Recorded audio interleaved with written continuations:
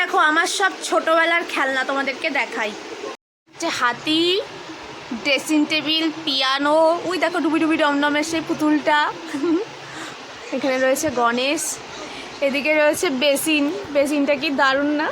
দারুণ ছিল বেসিনটা, শুধু জলটাই ছিল না। আর হচ্ছে কল।